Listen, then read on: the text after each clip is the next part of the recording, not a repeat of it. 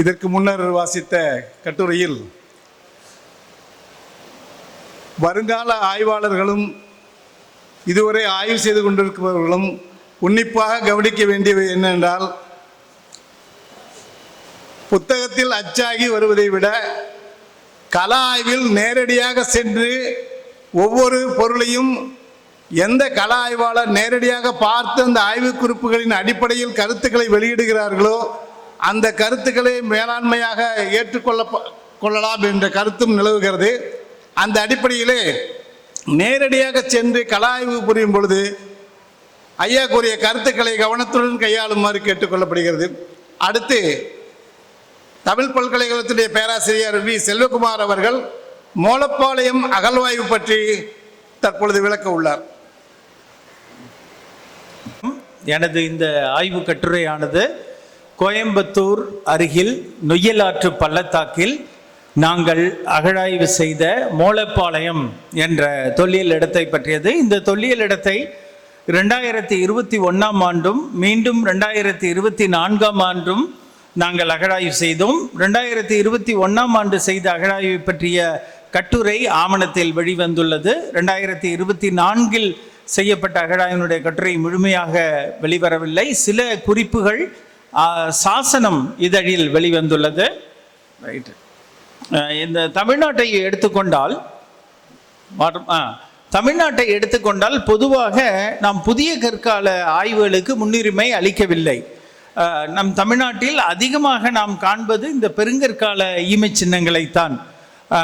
பையம்பள்ளியில் SR Rao செய்த அந்த அகழாய்வு என்பது மிகவும் முக்கியமான அகழாய்வு. அந்த அகழாய்வு 1960களில் நடைபெற்றது. அதற்கு பிறகு நரசிம்மையா அவர்கள் தொகரப்பள்ளி, வட்டல்மலை போன்ற இடங்களில் தொல்லியல் சான்றுகளை கண்டுபிடித்தார். ஆனால் அவை முழுமையாக ஆராயப்படவில்லை. அதனால் பொதுவாக தமிழ்நாட்டில் நம்பப்பட்டது என்னவென்றால், இந்த புதிய கற்கால சான்றுகள் என்பவை தமிழகத்தின் வடமேற்கு பகுதியில் மட்டுமே உள்ளன, தென்பகுதியில் இல்லை என்ற ஒரு கருத்து வலுவாக பதிவு செய்யப்பட்டது. அதற்கு ஏற்றாற்போல் தேரெழுந்தூர் அகழாய்வுகளும் டி கல்லுப்பட்டி, அதாவது மதுரைக்கு தெற்கே உள்ள தேவன்குறிச்சி கல்லுப்பட்டியிலும் இந்த பிந்தைய புதிய கற்கால சான்றுகள் வெளிப்பட்டிருந்தன. இவ்வாறான பதிவுகள் தான் நமக்கு கிடைக்கின்றன. அதுபோல தாண்டிக்குடியிலும் சிவப்பு வண்ணம் பூசப்பட்ட பானை ஓடுகள், அதாவது செப்பு காலத்தை சேர்ந்தது என்று கருதக்கூடிய பானை ஓடுகள் கிடைத்துள்ளன. இது தவிர தமிழ்நாட்டில் இந்த பாலிஷ்டு ஸ்டோனாக்ஸ் என்று கூறக்கூடிய செல்ட் புதிய கற்கால கருவிகளின் அடிப்படையில் தான் புதிய கற்காலம் என்று வரையறுக்கப்பட்டது. ஆனால் இந்த மக்கள் வாழ்ந்ததற்கான பானை ஓடுகளோ வாழ்விடங்களோ பொதுவாக அந்த வெள்ளூர் பகுதிக்கு தெற்கே அதிகமாக கண்டுபிடிக்கப்படவில்லை. அண்மை காலத்தில் தமிழ்நாடு அரசு தொல்லியல் துறையும் சென்னை பல்கலைக்கழகமும் தமிழ் பல்கலைக்கழகமும் செய்த ஆய்வுகளின் வழியாக இந்த புதிய கற்கால சான்றுகள் நிச்சயமாக தமிழ்நாட்டில் இருக்கின்றன. சென்னை பல்கலைக்கழகம் செய்த அந்த வலசை அகழாய்வு, அதுபோல செட்டிமேடு அகழாய்வு ஆகியவற்றில் புதிய கற்கால சான்றுகளை அவர்கள் கண்டுபிடித்துள்ளனர். அதே போலத்தான் சென்னானூர் அகழாய்விலும் தமிழ்நாடு அரசு தொல்லியல் துறை இந்த புதிய கற்கால சான்றுகளை வெளிப்படுத்தியுள்ளது. நாங்கள் இந்த கோயம்புத்தூர் பகுதியில் கள ஆய்வு செய்த பொழுது மோலப்பாளையம் என்ற ஒரு முக்கியமான தொல்லியல் இடத்தை கண்டுபிடித்தோம்.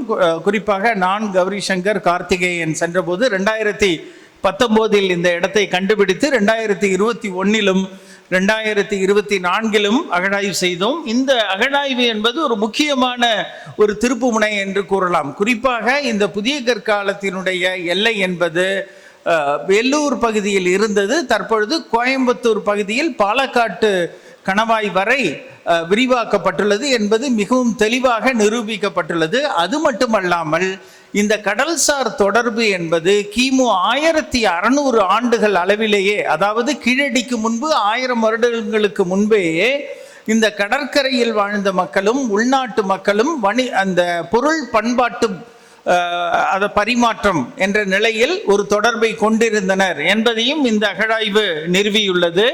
இந்த மோலப்பாளையம் என்ற இடம் இங்குதான் உள்ளது. இங்குதான் நாங்கள் களஆய்வு செய்து சான்றுகளை கண்டுபிடித்தோம். இது பேராசிரியர் ராஜன் அவருடைய மாணவர் யதீஷ்குமார் செய்த பெருங்கற்கால ஈமச்சின்னங்கள்.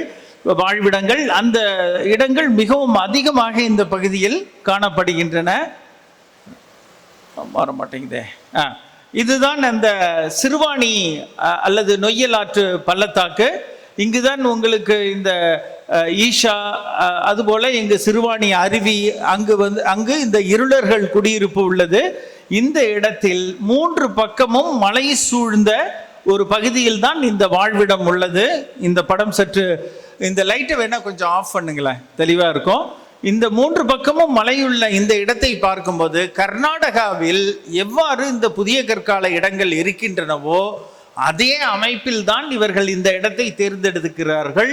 இங்க பாத்தீங்கன்னா 3 பக்கமும் உங்களுக்கு இந்த மலை இருக்கு. இந்த இடத்துல தான் அவங்க வந்து கேட்டில் வச்சிருக்காங்க. இப்ப நீங்க சிறுவாணி பள்ளத்தாக்கு பார்த்தீங்கன்னா, இந்த சிறுவாணி ரோட்டுக்கு பக்கத்துல போனீங்கன்னா நிறைய வெள்ளம் வரும், களிமண் இருக்கும். அப்ப அந்த மாதிரி சூழலில் நீங்கள் கால்நடைகளை வைத்திருக்க முடியாது. அப்ப இவங்க என்ன பண்றாங்கன்னா, மலையடிவாரத்தில் செம்மண் நிலப்பரப்பில், அதாவது நீர் எளிதில் வடியக்கூடிய இடத்தில் இந்த இடத்துல அவங்க அந்த கால்நடைகளை வைத்திருந்தார்கள். அந்த கேம்ப் தான் இது. வந்து ஒரு ட்ரோன் போட்டோ இதிலே நீங்க பார்க்கலாம். அதுல பாத்தீங்கன்னா கரிசல் மண், அது 3 விவசாயிகளின் விளைநிலங்களாக அந்த இடம் இருக்கு. அந்த 3 நிலங்களையும் அவங்க என்ன பண்ணிட்டாங்க, லெவல் பண்ணி அந்த டெராஸ்ன்னு சொல்லக்கூடிய அந்த படிவம் மாதிரி மாற்றி வச்சிருக்காங்க. அதில் தான் நாங்கள் அகழாய்வு பண்ணோம். இதில் பார்த்தீங்கன்னா இங்கேயும் பாருங்க, அந்த புகைப்படமே உங்களுக்கு தெளிவா அந்த சாம்பல் மேடுகளை வந்து காமிக்குது. இதில் பார்த்தீங்கன்னா எங்களுக்கு வந்து முதல் வருஷம் 2 அகழாய்வு குழி. இதில் வந்து எங்களுக்கு வந்து ஒரு 3 பரியல் கிடைச்சிது. ஒரு 45 வயசு மதிக்கத்தக்க ஒரு பெண், அப்புறம் வந்து 6 வயசுலேருந்து 7 வயசு குழந்தை, 2லேருந்து 3 வயசு குழந்தை. அதெல்லாம் நாங்கள் எடுத்து அந்த தமிழ் பல்கலைக்கழகத்தில் வச்சுருக்கோம். அடுத்தது பார்த்தீங்கன்னா நிறைய குழிகள் இருக்கு. கீழே வந்து அந்த குழிகள் பார்த்தீங்கன்னா 70 சென்டிமீட்டர் வருது.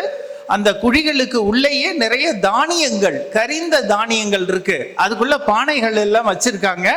இந்த குழிகளையும் நீங்க இந்த படத்துல பார்க்கலாம். எங்க மாணவர்கள் அதற்குள்ளே சென்று அமர்ந்திருக்கிறார்கள், அதையும் பார்க்கலாம். நிறைய கற்கருவிகள் நிறைய கிடைக்குது. அங்க பார்த்தீங்கன்னா இந்த பாலிஷ்டு ஸ்டோன் ஆக்ஸ்ன்னு சொல்ற புதிய கற்கால கருவி, கல் உருண்டைகள், நிறைய ஸ்டோன் பாலிஷர், அது மாதிரி அம்மி, நிறைய இந்த தானியங்களை அரைத்து உணவாக உட்கொண்டதற்கான சான்றுகள் எக்கச்சக்கமாக கிடைக்குது. அதுக்கப்புறம் பார்த்தீங்கன்னா இங்கே வந்து விலங்கு எலும்பு தான் தோன்ற இடம்லாம், விலங்கு எலும்பு தான். நிறைய உங்கள்கிட்ட கால்நடை இருந்திருக்கு, ஆடு இருந்திருக்கு, ஒரு நாய் இருந்ததற்கான சான்றும் கிடைச்சிருக்கு, எருமை, அது மாதிரி இந்த விலங்குகள் வளர்த்து இருக்கிறார்கள். அதை வந்து ஜிஎஸ் அபயன்னு கேரளா பல்கலைக்கழகத்திலேருந்து ஆராய்ச்சி பண்ணியிருக்காரு. அதிலே கருவிகள் செய்திருக்கிறார்கள். மிகவும் முக்கியமான ஒரு கண்டுபிடிப்பு என்னன்னா, இந்த கடலில் கிடைக்கக்கூடிய சங்கால் செய்யப்பட்ட மணி, அது 3 கிடைச்சிருக்கு. அதுக்கப்புறம் ஒளிவா அப்படின்னு சொல்லக்கூடிய உருளை சங்குன்னு கன்னியாகுமரியில் சொல்லக்கூடிய ஒரு சங்கு, அதுவும் நமக்கு கிடைச்சிருக்கு. 2 சிறிய செம்பாலான பொருட்களும் கிடைச்சிருக்கு. இதுதான் அந்த சங்கு, டர்பினல்லா பைரம்னு சொல்லக்கூடிய வலை சங்கு. இந்த பெண்ணினுடைய மார்புக்கு அருகே இதுதான் உருளை சங்கு. அதை வந்து அந்த அம்மா கட்டி இருந்திருப்பாங்கன்னு நினைக்கிறேன். அது அப்படியே இருக்கு. இது வந்து உருளை சங்குங்கிற உங்களுக்கு காமிக்கிறதுக்காக நவீன கால உருளை சங்கின் படம். இன்னொன்று பார்த்தீங்கன்னா அவங்களுடைய ஒரு அழகியல் உணர்ச்சி, அந்த நம்ம வந்து சிப்பின்னு சொல்லுவோம், நன்னீர் சிப்பி, லாமிலடன்ஸ்ன்னு சொல்லுவாங்க, பைவால்வம்பாங்க.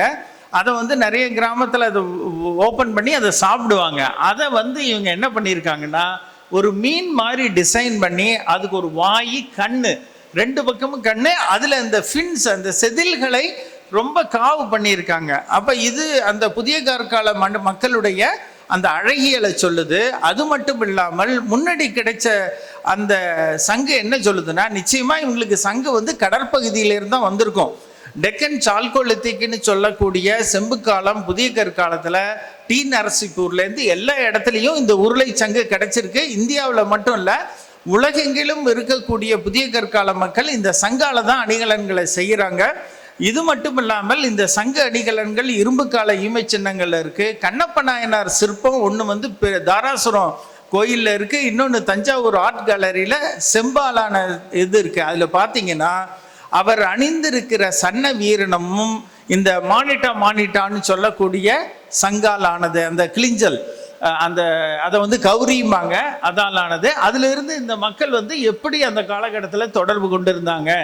அதுக்கப்புறம் அங்க வந்து இந்த மண்ணை அரித்து ஆய்வு செய்த பொழுது இதுல வந்து வரகு, உளுந்து, பச்சை பயிறு, கொள்ளு, அவரை இதெல்லாம் அவங்க வேளாண்மை செய்தது தெரிஞ்சு வந்திருக்கு. இதனுடைய காலம் C14, அதாவது கரியமீன கால கணிப்பின் மூலம் கிமு 1600 இருந்து 1400 என்று நிரூபிக்கப்பட்டுள்ளது. இதெல்லாம் அங்கே கிடைச்ச சீடு. ரெண்டாவது மொச்சை, அந்த அவரை, அந்த வகையை சேர்ந்த அதுவும் அங்கே இருக்கு. அது பார்க்குறீங்க, வரகு பார்க்குறீங்க, இழந்த கொட்டை, இதெல்லாம் அவங்க உணவாக உண்டு இருக்கிறார்கள். நிறைய பானை வகைகள் நிறைய கிடைச்சிருக்கு. அந்த பானை வகைகளுடைய வடிவமே வேற. ரெண்டாவது பார்த்தீங்கன்னா ரிசர்வ்டு ஸ்லிப்டு வேர்னு ஒன்று இருக்குது. இது வந்து ஹரப்பாவிலையும் கிடைக்குது, சில செம்பு கால சைட்லையும் கிடைக்குது. இந்த ரிசர்வ் ஸ்லிப்னா எப்படின்னா, நீங்கள் சாதாரணமாக பெயிண்டிங் பண்ணும்போது என்ன பண்ணுவீங்க, ஒரு ப்ரஷ்ஷை எடுத்து நினச்சி பண்ணுவீங்க. ஆனால் இந்த பெயிண்டிங் எப்படி பண்ணியிருக்காங்கன்னா, ஒரு கோட்டிங், ஃபஸ்ட்டு ஒரு கோட்டிங் கொடுத்துட்டு அது மேலே கோட்டிங் கொடுத்துட்டு அந்த பெயிண்ட்டை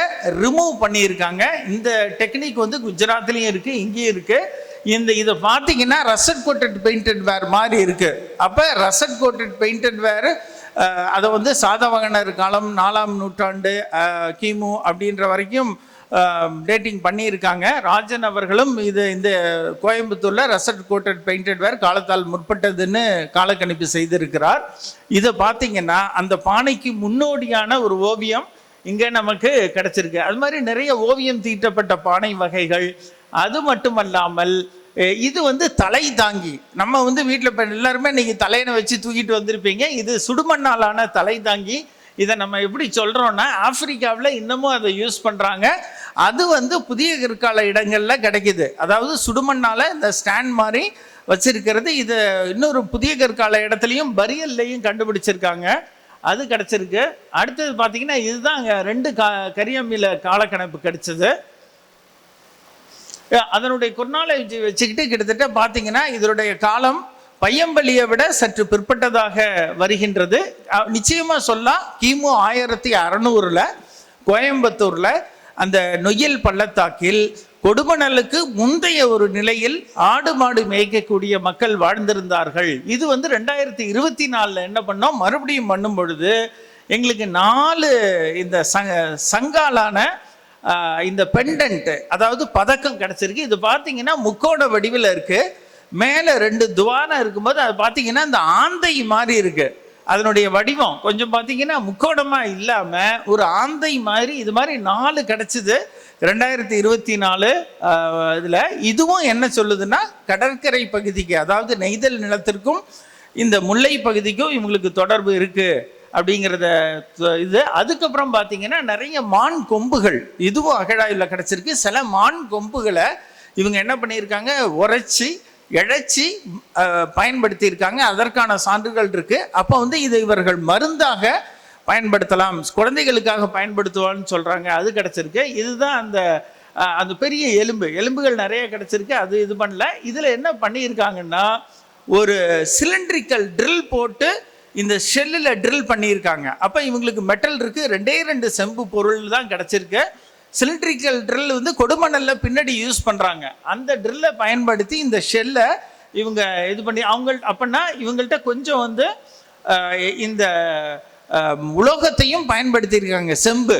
அடுத்ததாக பார்த்தீங்கன்னா கருப்பு சிவப்பு பானை இந்த காலத்திலேயே வந்துடுது. பொதுவாக நம்ம என்ன நினச்சிட்டு இருக்கோம், கருப்பு சிவப்பு பானை என்பது இரும்பு காலத்தில் தான் வந்ததுன்னு. இங்கே இந்த பகுதியிலையும் கருப்பு சிவப்பு பானை இருக்குது. அடுத்ததாக பார்த்தீங்கன்னா ஆதித்யா ரமேஷன்னு நாங்கள் 2024 சேகரித்த அனைத்து தாவர பொருட்களையும் இப்போ என்ன பண்ணோம், இந்த மாணவர்களுக்கு கற்றுக் கொடுத்து எல்லாம் அந்த மண்ணையும் சலித்து அதை எல்லாத்தையும் சேகரித்து அதுலேருந்து தானியங்களை சேகரிக்கும் போது ஆதித்யா ரமேஷ்ன்னு டெக்கன் காலேஜில் ஒரு மாணவி சதீஷ் நாயகிட்ட இது பண்ணுறாரு, MA டெசர்டேஷனுக்காக பண்ணி நிறைய இதை ஐடென்டிஃபை பண்ணியிருக்காரு. அதில் பார்த்தீங்கன்னா குலசாமை, பாலப்புள்ளை, பிரவுன் டாப் மில்லட், இதில் வந்து 2-3 இது என்ன சொல்கிறாங்கன்னா, சில இந்த தானியங்கள் சைனாவிலிருந்து வந்தது, சில தானியங்கள் தென்னிந்திய புதிய கற்காலத்தை பொறுத்த வரைக்கும் இந்த வேளாண்மை சில இது வந்து ஆப்பிரிக்காவில் வந்ததுன்னு சொன்னாங்க. இதை ஐடென்டிஃபை பண்ணியிருக்காங்க ப்ரௌன் பிரச்சேரியா ரமோசா. அதுக்கப்புறம் பார்த்தீங்கன்னா ஃபாக்ஸ்டைல் செக்டாரியா இட்டாலிக்கா திணை. இதெல்லாம் வந்து எங்களுக்கு 2021 கிடைக்கல, இப்போ நிறைய கிடச்சிருக்கு. அடுத்ததாக பார்த்தீங்கன்னா குதிரைவாலி சவா மில்லட்டுன்னு சொல்கிறாங்க, அதனுடைய எவிடன்ஸும் நமக்கு அங்கே கிடச்சிருக்கு.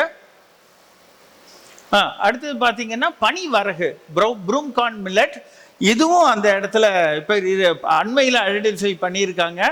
அதுக்கப்புறம் பச்சை பயிறு, முதல்ல பச்சை பயிறு, உளுந்து, அப்புறம் வந்து பார்த்தீங்கன்னா கொள்ளு, அதுக்கப்புறம் துவரையும் நமக்கு கிடைச்சிருக்கு. இப்போ இதில் பார்த்தீங்கன்னா நமக்கு வந்து இந்த புறநானூற்றின் 335வது பாடல் என்ன சொல்லுதுன்னா, பாணன் பறையன் கடம்பன் அப்படின்னு சொல்லும்போது இது என்ன சொல்லுதுன்னா, கருங்கால் வரகே இது இருங்கதிர் திணையே சிறுகொடி கொள்ளே பொருள் இலர் அவரையோடு இவை இந்நான்கு அல்லாத உணவும் இல்லை. இந்த 4 உணவும் மிக பழமையான உணவு என்பதை சங்க இலக்கியம் கூறுகின்றது. அந்த 4 போன 2021 இதில் 3 தான் கண்டுபிடிச்சிருந்தோம். திணையை வந்து நாங்கள் கண்டுபிடிக்கல.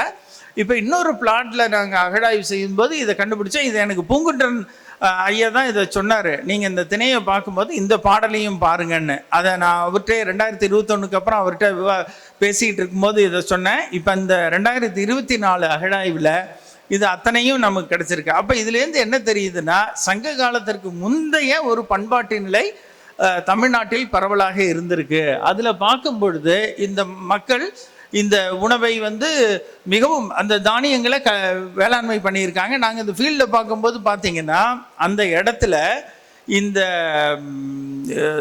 விவசாயம் பண்ணாங்க. நாங்கள் வந்து எக்ஸ்கவேட் பண்ணும்போதே மழை இருந்ததுனால ஷெட்டு போட்டு தான் பண்ணோம். 3 மாதத்துக்கு அதே கிட்டத்தட்ட ஒரு 80,000 ரூபாய் வந்துச்சு. அந்த மழையிலே பார்த்தீங்கன்னா நாங்கள் ஒரு 2.5 மாதம் இருந்தோம். அதிலே வந்து அந்த மழையிலேயே இயற்கையாக அந்த அவங்க வேளாண்மையும் பண்ணிட்டாங்க.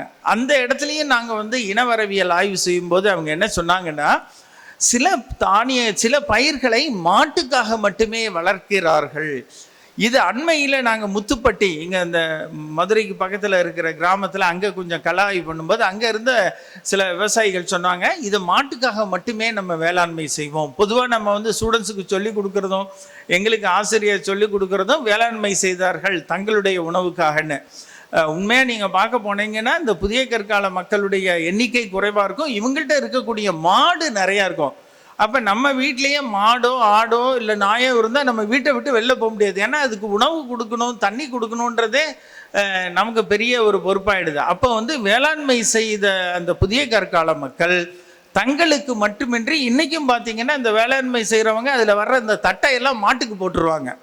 அப்போ இவங்க வேளாண்மை செய்வதற்கு பல பயிர்களை செய்யும்போது சில குறிப்பிட்ட பயிர்களை ஆடு மாடுகளுக்காகவே செய்தார்கள் என்பதும் தெளிவாகுது. இது வந்து நம்ம எப்படி புரிஞ்சுக்கலாம், நம்ம வந்து தென்னிந்திய செப்பு காலம் வேற புதிய கற்காலம் வேறன்னு நம்ம சொல்கிறோம். இதுதான் நான் வந்து என்னுடைய திணை கோட்பாட்டை புரிந்தால் எவ்வாறு சங்ககால இதை புரிஞ்சுக்கலாம் அப்படின்னு நம்ம சொல்லலாம். இப்போ தென்னிந்திய செப்பு காலம் பார்த்தீங்கன்னா அங்கே மகாராஷ்டிராவில் அதிகம் ஷீப் கோட்டு தான் இருக்கும். ஏன்னா நீங்கள் வந்து ஆடை வச்சுக்கணுன்னா ஆட்டோட சைஸ் வந்து பாருங்கள், ஆடு வந்து 30 கிலோ 25 கிலோ தான் இருக்கும். ஆனால் இது ஒரு மாடுன்னா 150 கிலோ. அப்போ அந்த உயிரினத்துக்கு நீங்கள் வந்து தானியங்கள் உணவு கொடுக்கணுன்னா எவ்வளவு ஏரியா வேணும். அப்போ புதிய கற்கால மக்கள் என்ன பண்ணியிருக்காங்கன்னா இந்த வேளாண்மையின் வழியாக தங்களுடைய கால்நடைகளையும் அவர்கள் வளர்த்திருக்கிறார்கள். அப்போ எம்டி தவளிகர் சொல்லும்போது அங்கே வறட்சி வரும்போது இந்த செப்புக்கால மக்கள் டெக்கன் சால்கோலித்திக்னு சொல்கிற செப்புக்கால மக்கள் ஆடு மாடு வளர்ப்பிலிருந்து மாடு வளர்ப்பிலிருந்து ஆடு வளர்ப்பிற்கு மாறிட்டாங்கன்றார். அதாவது வறட்சி வரும்போது என்ன பண்ணுறாங்கன்னா இந்த சிறிய ஆடுகளை தான் வளர்க்குறாங்க, மாடுகளை வளர்க்கல. அதே மாதிரி இன்றைக்கி நீங்கள் ராமநாதபுரத்தில் பார்த்தீங்கன்னா இந்த வறட்சியான சூழலில் ஆடுகள் வளர்க்கக்கூடிய குடிகள் தான் அங்கே அதிகமாக இருக்காங்க. அப்போ இதுலேருந்து நமக்கு என்ன தெரியுதுன்னா இந்த புதிய கற்கால மக்கள் வேளாண்மையை தங்களுக்காகவும் தங்களுடைய கால்நடைகளுக்காகவும் செய்திருக்கிறார்கள். அப்போ இந்த தென்னிந்திய புதிய கற்கால அந்த பகுதிகளில் பார்க்கும் பொழுது அங்கே இருக்கக்கூடிய per square kilometre carrying capacity அந்த புதிய கற்கால மக்கள் வசிக்கணும்னா அதற்கான அந்த பயிர்களும் தானியம் இந்த மழையளவும் எல்லாம் அங்கே பொருத்தமாக இருக்குது. அதற்கு ஏற்ற சூழ்நிலை நமக்கு எங்கே இருக்குன்னா இந்த நொய்யல் ஆற்று பள்ளத்தாக்கில் தான் இருக்குது. நீங்கள் வந்து பஸ்ஸில் திருச்சியிலேருந்து கோயம்புத்தூர் வரைக்கும் போய் அங்கே இடையில பார்த்தீங்கனாலே தெரியும், கொடுமணல் பகுதி எல்லாமே மிக வறண்ட நிலம். ஆனால் கோயம்புத்தூரில் நீங்கள் மேப்பில், சேட்டலைட் மேப்பில் பார்த்தீங்கன்னா நிறைய டேங்க்கு, அந்த இதில் இந்த சிறுவாணி தண்ணீர் வந்துக்கிட்டே இருக்கும், அப்பயும் அந்த தண்ணி வந்துருக்கும். எனவே இந்த மலையை அடுத்த பகுதிகளில் இவர்கள் கால்நடையை வளர்த்திருக்கிறார்கள் அப்படிங்கிறதுக்கு இது இருக்குது. இன்னொன்று வந்து ஸ்ட்ரோன்ஷியம் ஐசோடோப் ஸ்டடி பண்ணியிருக்கோம்.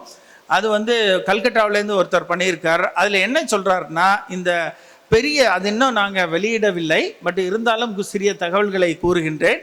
அதில் வந்து இந்த அம்மா, அந்த அம்மா வந்து ஒரு ஊரில் வளரும்போது நம்மளுடைய உடலில் அந்த ஊரில் இருக்கிற கெமிக்கல் இருக்கும். இங்கே வந்து நீங்கள் மதுரையில் 50 வருஷம் இருந்துட்டு 55 வயசில் நீங்கள் யூஎஸில் போய் இருந்தீங்கன்னா உங்களுக்கு மதுரையில் உள்ள தண்ணியினுடைய அந்த ஸ்ட்ரோன்ஷியம் சிக்னேச்சர் உங்கள் பல்லில் இருக்கும். அதனால் அவர் ஸ்டடி பண்ணிட்டு என்ன சொல்கிறாருன்னா, இந்த அம்மா, அந்த தாயானவள் 45 வயது பெண்ணானவள் வடக்க தான் வேற எங்கேயோ பறந்துருக்கணும் அப்படின்னு சொன்னார்.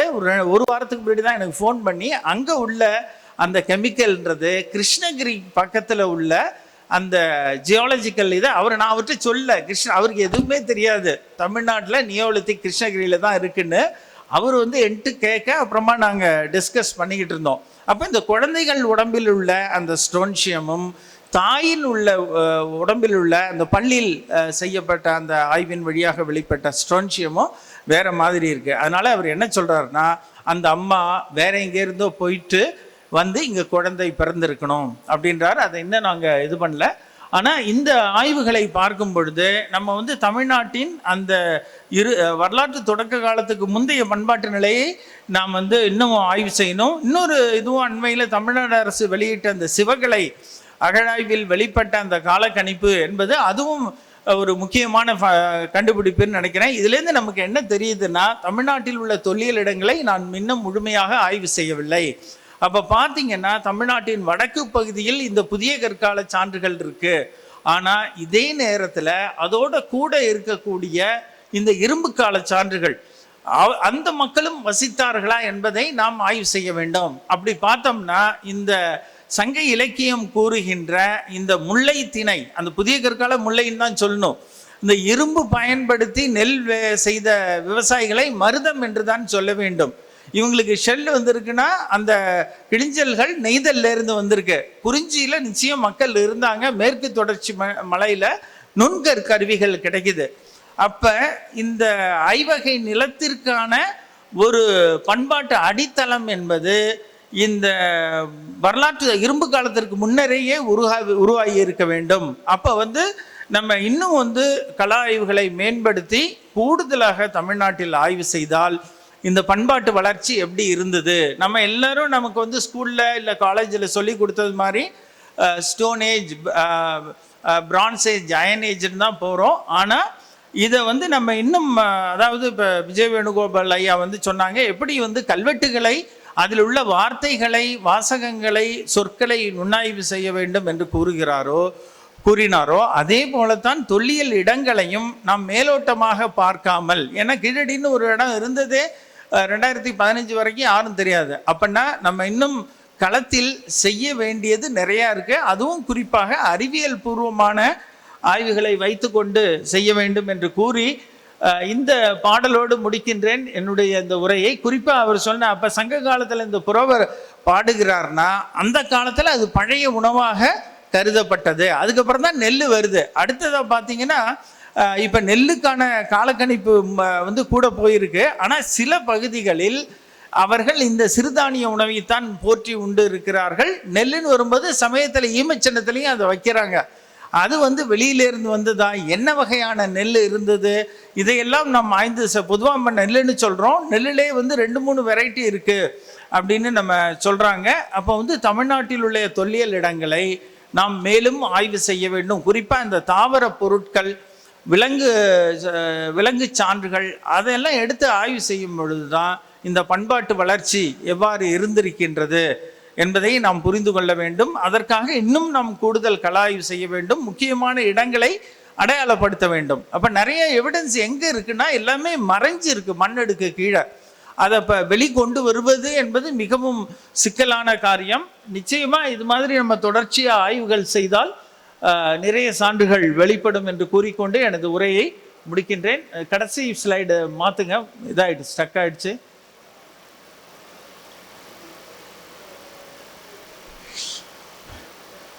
உதவி செய்த தமிழ்நாடு அரசு தொல்லியல் துறை professor YSR, professor K. Rajan, Gauri Shankar, Karthikeyan மற்றும் பிற மாணவர்களுக்கு நன்றி தெரிவித்துக் கொள்கின்றேன். நன்றி, வணக்கம். கால ஆய்வை பற்றி கூறினார்கள். ஆனால் எனக்கு ஒரே ஒரு ஐயப்பாடு தான் அதில். ஏனென்றால் 2004ஆம் ஆண்டு தமிழ்நாடு அரசு தொல்லியல் துறை தருமபுரி மாவட்டத்திலே மோதூர் என்ற இடத்தில் ஒரு புதிய கற்கால வாழ்விடத்தையே அகழாய்வு செய்து டி கல்லுப்பட்டியிலும் அண்மையில் இவர் மூலப்பாளையத்தில் கண்டுபிடித்த தொல்பொருட்களும் முழுவதும் இன்ஸ்டிடியூட் நாங்கள் எடுத்திருக்கோம். அது ரிப்போர்ட்டும் வெளியே பப்ளிஷ் பண்ணியிருக்கோம். அதை அவர் மென்ஷன் பண்ணல. அதில் இன்னும் ஒன்று என்னென்னா, இந்த அகழ்வாய்வில் அவளுக்கு கிடைக்காத தொல்பொருட்கள் எங்களுக்கு அங்கே சிலது கூடுதலாக கிடைச்சிருக்கு. அதாவது ஹிப்ஹாப்னு சொல்லுவாங்க, அதாவது வட்டச்சில்லுகள் அப்படின்னு சொல்லுவாங்க. அது பெரும்பாலும் மெகலித்திக் பீரியட்லேருந்து ஆரம்பிக்குதும்பாங்க. அது பெரும்பாலும் நமக்கு மட்கலன்களில் தான் கிடைக்கும். வட்டச்சில்லுகள் என்பது அது வட்டமாக இருக்கும், அது பானை ஓடுகளிலிருந்து தயாரிக்கிறது என்று அதை அவர்கள் பயன்படுத்தியிருக்கிறார்கள். ஆனால் புதிய கற்கால மக்கள் ஸ்டோன் ஹிப்ஹாப்ஸ் நமக்கு நாங்கள் மோர் தென் 20 ஹிப்ஹாப்ஸ் அந்த இன்ஸ்டிடியூட்டில் நாங்கள் எக்ஸ்போஸ் பண்ணியிருக்கிறோம். அடுத்து அதே சைட்டில் 4 டுவெல்லிங் பிட்ஸ் கண்டுபிடிச்சிருக்கோம். அந்த 4 டுவெல்லிங் பிட்ஸ் நம்ம எக்ஸ்போஸ் பண்ணி அதே நாங்கள் நோட் பண்ணியிருக்கிறோம். அது இல்லாத இப்போ பாலிசிங் ஸ்டோன், இப்போ நம்ம ஹேண்ட் ஆக்ஸ் மட்டும் வச்சுக்கிட்டு யாருமே நீங்கள் இது நியோலித்திக்கினுடைய செட்டில்மெண்ட் இருக்கிற இடம் இல்லை நியோலித்திக் இருக்கிற இடம், ஏன்னா அது மூவபிள் ப்ராப்பர்ட்டி. ஸோ அந்த ப்ராப்பர்ட்டி ஒன்றை வச்சுக்கிட்டு நீங்கள் இதுதான் ஒரு செல்ட் கிடச்சிருச்சுன்னா அதை உடனே இது நியோலித்திக் மக்கள் வாழ்ந்த இடம் அப்படின்னு சொல்லக்கூடாதுன்னு பல இடங்களில் நாங்கள் அப்போ இருந்தே சொல்லிகிட்டு இருக்கிறோம். ஏன்னா அது எங்கேனாலும் மூவ் பண்ண முடியும். அது மாதிரி அந்த மோதூர் அகழ்வாய்வில் இன்ஸ்டிடியூவில் எங்களுக்கு டென்ச்சிலேயே மோர் தென் 40 செல்ட் ஃபினிஷ்டு அன்ஃபினிஷ்டு கிடச்சிருக்கு. ரப்பிங் ஸ்டோன்ஸ் கிடச்சிருக்கு, ஓவேட்டு, ஸ்பிராய்டு ரப்பர்ஸ், சோ மெனி ரப்பர்ஸ் நாங்கள் கலெக்ட் பண்ணியிருக்கிறோம். ஸோ இவ்வளவும் கிடச்சி இப்போ டி கல்லுப்பட்டியில் கிடச்சது, டி நரசிப்பூரில் கிடச்சது எக்ஸ்போஸ் அவருடைய ரிப்போர்ட்டையும் நாங்கள் கம்பேர் பண்ணி தான் அதை பார்த்து என்னென்னங்கிறது. ஏன்னா நம்ம தமிழ்நாட்டில் புதிய கற்கால அகழாய்வு என்பது மிகவும் குறைவு தான். அதுலேயும் நிறைய இடம் ஸ்கிராப்பிங் தான் பண்ணியிருக்காங்க, ஓவர்லாப்பிங், பையம்பள்ளி ஓவர்லாப்பிங் தான். ஆனால் இந்த சைட்டில் ஒரு 5 டென்ச்சில் ஃபுல்லாகவே நியோலித்திக்கினுடைய ஹேபிடேஷன்ஸு, ஆன்டிகுட்டிஸ் எல்லாமே எக்ஸ்போஸ் பண்ணியிருக்கோம். அது பல இடங்கள்லையும் சொல்லியிருக்கோம். அதையும் இந்த குறிப்பில் சேர்த்துக்கிட்டால் நல்லா இருக்கும்னு என்னுடைய தாழ்மையான கருத்து. உடுமலைப்பேட்டைங்க நான் அங்கே தான் இப்போ கொல்லு சொன்னீங்க. அந்த கொல்லுது முதிரமலைன்னு சொல்கிறாங்க. முதிரை மலைங்கிறது அங்கே இருக்குது. நம்ம கொழும்பு மேலே ஆண்டிப்பட்டி இருக்குங்க. நம்ம அமெரிக்கா கணேசன் வந்தார். அப்போ அந்த முதிரைமலை இருக்குது. இப்போ கொல்லு செடி அங்கே இருக்குது. இயல்பாக இன்னும் இருக்குது. கிட்டத்தட்ட 1700 வருஷமாக போது குமரன் சார்ந்து பதிவு பண்ணிட்டு இருக்கோம்.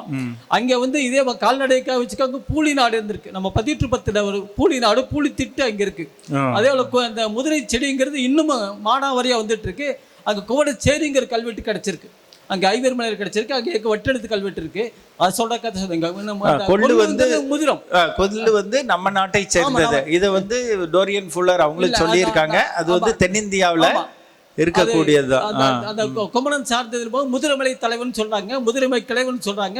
அந்த மேற்கு தொடர்ச்சி மலை சார்ந்தாங்க. நீங்க சொல்ற சீதா அதான் கொல்லுங்க முதிரமுக்காக சொன்னேன், வேற இல்லைங்க. அது மாதிரி துவரம்பருப்பும் அங்கே கிடைச்சிருக்கு. அது சொன்னா என்னன்னு தெரியல. தூர்தால்னு துவரம்பருப்புன்னு சொல்றதும் அதுவும் அங்கே கிடைச்சிருக்கு. இன்னும் 2ஆம் பருவத்திற்கு காலக்கணிப்பு செய்யவில்லை.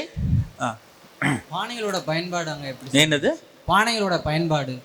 பானை சொல்லுங்க. அப்புறம் அதோடைய பரிமாணம் எப்படி இருந்துச்சாங்க? அந்த பானைகள் எல்லாமே கையால் செய்யப்பட்டவை. அதில் பார்த்தீங்கன்னா வழவழன்னு இந்த கருங்கல் தேய்ச்சி அந்த கோடு, அதாவது நீங்கள் இப்போ சமயத்தில் நம்ம ஒரு டேபிள் மேலே ஏதாவது போட்டு தேய்க்கிறோம், அந்த மாதிரியான கோடு இருந்திருக்கு. அது மாதிரி நல்ல அந்த பளபளப்பு இருக்குது. அப்போ நாங்கள் இப்போ ஒரு இடம் குழிச்சிட்டு மூடி தோண்டி பாதியில் முடிச்சுட்டு வந்திருக்கோம். அந்த இடத்துல சூளை இருந்ததற்கான ஒரு இதுவும் இருக்குது. நம்ம இப்போ அந்த வருஷம் போய் அகழாய்வு பண்ணால் தான் நம்ம சொல்லலாம். பெரிய பானைகள், சிறிய பானைகள் எல்லாமே இருக்குது. புதிய கற்கால பானை பார்த்திங்கன்னா நம்ம பெரிய காலர் வச்சுருக்கிறது மாதிரி கழுத்து பெருசாக இருக்கும். அவற்றினுடைய அமைப்பு எல்லாம் வேறுபட்டது. அது மாதிரி அந்த பானைகளில் இந்த இரும்பு கால பானை மாதிரி சிவப்பு வண்ணம் அவ்வளவு இருக்காது. அதில் வந்து ஆனால் இங்கே இருக்கிற பானை வந்து தருமபுரி பகுதி பானைகளிலிருந்து வேறுபட்டது. எங்களுக்கு வந்து இந்த டார்க் கிரேவேர் அந்த மாதிரி 2-3 பானைகள் நிறைய கிடச்சிருக்கு. எக்கச்சக்கமாக பானை கிடச்சிருக்கு. அதுலேயும் பல்வேறு வகையான பொருட்கள். ஆனால் சுடுமண் பொருட்கள்னு கிடைக்கல. பானையில் செய்த அந்த மணியும் கிடச்சிருக்கு. டெரக்கோட்டா பீடு அது மாதிரி இந்த வட்டச்சில்லும் கிடச்சிருக்கு. பானையில் செஞ்சது நாங்கள் இது பண்ணல. அது மட்டும் இல்லாமல் கருவிகளும் கிடச்சிருக்கு. நுண்கற் கருவிகளையும் அவங்க பயன்படுத்துகிறாங்க. நான் அது படம் நான் அதில் காப்பி பண்ணி போட்டேன். அது வரல. நுண்கற் கருவிகளும் அதில் ரொம்ப அழகாக நிறையா கிடச்சிருக்கு. அப்போ வந்து இவங்க வந்து கற்கருவியும் பயன்படுத்துகிறாங்க, பாலிஷ்டு ஸ்டோனும் பயன்படுத்துகிறாங்க, நுண்கற் கருவியும் பயன்படுத்துகிறாங்க, காப்பரும் பயன்படுத்துகிறாங்க, ஆடுகள் வச்சுருக்காங்க, மாடுகள் வச்சுருக்காங்க. அதற்கான சான்று ரொம்ப தெளிவாக இருக்குது. இறந்தவர்களை புதைக்கும், வீட்டுக்குள்ளாரையே புதைக்கும் வழக்கம் கொண்டிருந்தவர்கள். பானைகளில் குறியீடுகள் எதுவும் இருந்துச்சு? பானைகளில் குறியீடு கொஞ்சம் கூட இல்லவே இல்லை. அந்த இரும்பு காலத்தில் உள்ளது மாதிரி எந்த குறியீடும் இல்லை. அது ஒரு ஆச்சரியப்படத்தக்க விஷயம். அதுவுமே இந்த தொல்லியலிடம் முற்பட்டது என்பதை தெரிவிக்கின்றது. Right right. பானைகளில் வந்து எப்படி சார் ஏற்பட்டிருக்கும் மாற்றம்? பானைகள் பார்க்கும்போது அது பார்த்தீங்கன்னா சாம்பல் நிற இதில் இருக்கும். அதை நீங்கள் கீழே போட்டிங்கன்னா சத்தம் கேட்காது. அந்த வடிவம் நான் ஒரு படம் காமிச்சலையே, அது நேரம் இல்லாதனால சீக்கிரமாக காமிச்சிட்டேன். அதனுடைய வடிவம் அமைப்பே வேறு மாதிரியாக இருக்கும். அப்போ இந்த இது எல்லாமே இருக்கும். அந்த தொல்லியல் இடங்கள் நிறைய அம்மி இது எல்லாமே கிடைக்கும். அப்போ இந்த இரும்பு கால இடத்தை விட்டு இது வேறுபட்டு இருக்கும். இப்போ யாக்கை அவங்க குரூப்பு கூட நிறைய இந்த இடத்துல சில இடங்களில் இந்த கல் தேய்ப்பு குழிகளை கண்டுபிடித்திருக்கிறார்கள். அதுவும் இந்த இடம் இருக்குன்றதுக்கு ஒரு இது. ஆனால் இந்த கற்கள் இந்த நீங்கள் வந்து ஏலகிரி இது மாதிரி இந்த கொல்லிமலையெல்லாம் பார்த்தீங்கன்னா இந்த பாலிஷ் ஸ்டோன் எக்ஸ் பிற்காலத்திலையும் கிடைக்குது. அப்போ பிற்காலத்திலும் இந்த செம்பியன் கண்டியூர் தான் உங்களுக்கு நல்ல ஒரு உதாரணம். இந்த கருவியெல்லாம் சில இதை பார்த்தீங்கன்னா அடித்து பின்னாலேயும் பயன்படுத்தி இருக்காங்க. சில கருவிகளை வந்து வெவ்வேறு காரணங்களுக்கு இதில் நம்ம வந்து பாலிஷ் ஸ்டோன் ஆக்ஸ்ன்னு சொல்கிறோம். அவர் சொல்கிறது மாதிரி பாலிஷர் அந்த இதெல்லாம் இருக்குது. மோதூர் பற்றி நான் பார்த்துருந்தேன். பட் ஆனால் அந்த டீட்டெயில்ஸ் வந்து கொஞ்சம் என்னால் தெளிவாக புரிஞ்சுக்க முடியல. அது நான் மறுபடியும் பார்த்து அதை சேர்த்துக்கிறேன். மோதூரை பற்றி எழுதியிருக்காங்க. இந்த மாதிரி சென்னானூரும் ஒரு முக்கியமான இடம். இப்போ அங்கே போய் தொல்லியல் அகழாய்வு அவங்க தமிழ்நாடு அரசு தொல்லியல் துறை இடத்துக்கு பார்த்தேன். அங்கே பார்த்தீங்கன்னா அங்கே நிறைய பானை வகைகள் கிடைக்குது. இதில் குறிப்பாக பார்த்தீங்கன்னா இந்த தாவர சான்றுகள் இதில் நிறைய இந்த புல் கிராஸ் அதை நான் இன்னும் இந்த இதில் கொடுக்கல. நிறைய இந்த புல் வகைகளும் அதில் இருக்குது. அந்த ரிப்போர்ட் அந்த ஸ்டூடெண்ட் வந்து கம்ப்ளீட்டாக அந்த சாம்பிளை எல்லாத்தையும் அவங்கள்ட்ட கொடுத்துட்டோம். கம்ப்ளீட்டாக ஒரு ரிப்போர்ட்டை எங்கள்கிட்ட கொடுத்துருக்காங்க. அதில் இன்னும் நாங்கள் பார்த்தா இன்னும் கொஞ்சம் ஆராய்ச்சி பண்ணி கண்டுபிடிக்கலாம். ரெண்டாவது அங்கே இருக்கக்கூடிய இன வரைவியல் சான்றுகளும் நமக்கு உறுதுணையாக இருக்குது. அப்போ கோயம்புத்தூரில் போய் அவங்கள்ட்ட பேசும்போதும் அவங்க நிறைய தாவரங்களை அடையாளப்படுத்துகிறார்கள். ஒவ்வொரு வீட்டுக்கு வேலியாக வைக்கக்கூடிய தாவரங்கள். அப்போ வந்து இவங்க இந்த புதிய கற்கால மக்கள் தாவரங்களை எவ்வாறு பயன்படுத்தி இருக்கிறார்கள் என்பதை நாம் தெரிந்து கொள்ள முடிகிறது. வணக்கம் சார், எனக்கு 2 ஐயங்கள். முதல்ல வந்து என்னன்னா, நீங்கள் சாம்பல் மேடு பற்றி ஒரு குறிப்பு சொன்னீங்க. இது இன்னும் கொஞ்சம் டீட்டெயில்டாக ஒரு சில இதுக்கும் நியாலித்திக்கும் சாம்பல் மேடுகளுக்கும் உள்ள ரிலவன்ஸ் பற்றி கொஞ்சம் சொல்லுங்கள். அண்ட் இரண்டாவது வந்து இப்போ நீங்கள் நிறைய சயின்டிஃபிக் பேஸ்டு ஸ்டடீஸ் வந்து வச்சு நீங்கள் சொல்கிறீங்க. இதே மாதிரி வேறு என்ன அறிவியல் சார் மெத்தட்ஸ் வந்து நம்ம அப்ளை பண்ண முடியும் ஆர்கியாலஜியில்? இது ரெண்டும் கொஞ்சம் குறிப்பாக சொன்னீங்கன்னா நல்லாயிருக்கும் சார். சாம்பல் மேடுகள் போது சாம்பல் மேடுகள் புதிய கற்காலத்துலேயும் இருக்குது. இந்த இடத்துல சாம்பல் மேடுன்றது முழுமையாக இவங்க வந்து சாம்பலை வேற இதுக்காக பயன்படுத்தி இருக்கலாம். ஆனால் இங்கே வந்து அந்த சாம்பலை வந்து நிறைய இது பண்ணுறாங்க.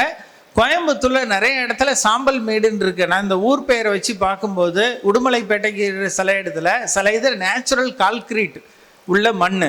சில இடத்துல பார்த்தீங்கன்னா சாம்பல் மேடு இரும்பு காலத்துலேயும் இருக்குது, வரலாற்று காலத்துலேயும் இருக்குது. அது மாதிரி இந்த சாம்பல் மேடு நாங்கள் என்ன பண்ணோம், சாம்பல் தோட்டம், சாமக்காடு இது மாதிரி உள்ள பெயர்களை தேடி கோயம்புத்தூரில் கலாய் பண்ணோம். அப்போ பண்ணும்போது நிறைய இடத்துல பார்த்தீங்கன்னா ஈவன் அந்த கோவில்பாளையம்னு ஒரு இடம் இருக்குது, அங்கேயும் பார்த்தீங்கன்னா அது ரசட் கோட்டட் பெயிண்டட் பாட்டரியோட கிடைக்குது. அப்போ ரெண்டாவது ஊர் பேர் வந்து தொழு என்ற பின்னொட்டு, முருங்கை தொழு இது மாதிரி தொழுன்னு நிறைய இடம் வெஸ்டர்ன் காட்ஸ்லேயும் இருக்குது, அந்த இடத்துலையும் பார்த்தோம். அப்போ அதை பார்க்கும்போது பிற்காலத்திலையும் இந்த ஊர்கள் தொடருது. அது மாதிரி வலசைன்னு அந்த ஆடு மாடு வைத்திருக்கக்கூடிய மக்கள் இருக்கிற இடம் இருக்குது. இதையும் பார்த்து தான் நாங்கள் இடத்த இது பண்ணுறோம். ஆனால் ஒரு பேரை மட்டுமே வச்சுக்கிட்டு அது புதிய கற்காலம்னு சொல்ல முடியாது. ரெசிடியூ அனாலிசிஸ், இப்போ இதில் நாங்கள் என்ன பண்ணலான்னா, இவங்க தயிர் பண்ணியிருந்தாங்க, வெண்ணெய் சாப்பிட்டாங்க அப்படிங்கிறத ப்ரூவ் பண்ணால் பானை ஓட்டை எடுத்து அதில் இருக்கக்கூடிய அந்த எச்சங்களை பார்த்து இது பண்ணலாம் லிபிட் ப்ரொஃபைலில். இப்போ நீங்கள் பார்த்தீங்கன்னா இதுக்கு மாடலாக நம்ம என்ன பண்ணுறோன்னா, ஆப்பிரிக்காவில் மாசாயின்ற பழங்குடி இருக்குது, மங்கோலியாவிலையும் இந்த பழங்குடிகள் இருக்குது. அவங்க ஒரு இது என்ன சாப்பிட்றாங்கன்னா, மாட்டினுடைய இரத்தத்தையும் பாலையும் கலந்து சாப்பிட்றாங்க. அதை வந்து பதையா வந்து சொல்லியிருக்காரு இது மாதிரி சாப்பிட்ருக்கலான்னு. அதை நிறுவனம்னா நம்ம இந்த பானைகளை எடுத்து அதில் இருக்கக்கூடிய அந்த ரெசிடியூ எனப்படும் எச்சங்களை எடுப்பதன் மூலமாக நம்ம செய்யலாம். இது மாதிரி ஒரு சாம்பிள் டிஎன்ஏவுக்காக MKU யூனிவர்சிட்டிக்கு கொடுத்துருக்கோம். இப்போ இவர் வந்து ஸ்ட்ரோன்ஷியம் ஐசோடோப் சொல்கிறதுல இருந்து, ரெண்டாவது பார்த்தீங்கன்னா இந்த ஷெல்லும் நமக்கு கனெக்ஷன். சமயத்தில் கிருஷ்ணகிரி அது மாதிரி அப்போ ஒரு நிலைமையை பாருங்களேன். அவங்க வந்து ஒரு மைக்ரண்ட் இடம்பெயரும் குரூப்பு, ஒரு குழு, தங்களுடைய அந்த பெண் என்பவள் மீண்டும் அந்த அவங்க தாய் இருக்கிற இடத்துக்கு போகிறா.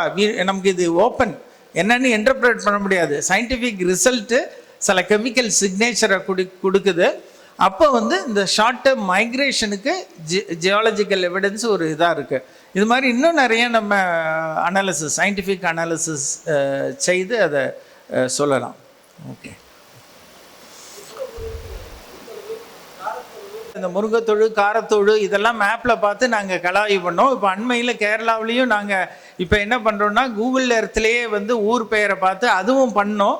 கேரளாவில் நிறைய இடத்துல அது மாதிரி இடத்தையே கண்டுபிடிச்சிருக்கோம். யாருக்கும் தெரியாத இடம். கூகுள் மேப்பில் போய் அந்த ஊர் பெயருடைய பின்னோட்டோட தேடுறது, நேராக அது ஒரு இடத்துல காமிக்கும். காரில் நேராக நீங்கள் அது மாதிரி 3 இடங்களை இந்த மே மாதம் கேரளாவில் கண்டுபிடிச்சிருக்கோம். அப்போ வந்து ஊர் பெயரை கூகுள் மேப்பில் போட்டு அது ஏன்னா அது ஆர்கியாலஜிக்கு யாருக்குமே தெரியாது. அது உங்களை டைரெக்டாக அந்த இடத்துக்கு போனால் அங்கே போய் கேட்டால் அவங்க அந்த ஓரல் ட்ரெடிஷனை அவங்க பதிவு பண்ணுவாங்க. அது மாதிரி இப்போ அண்மை காலமாக அது மாதிரி தொல்லியல் இடங்களை கண்டுபிடித்து கொண்டு இருக்கிறோம்.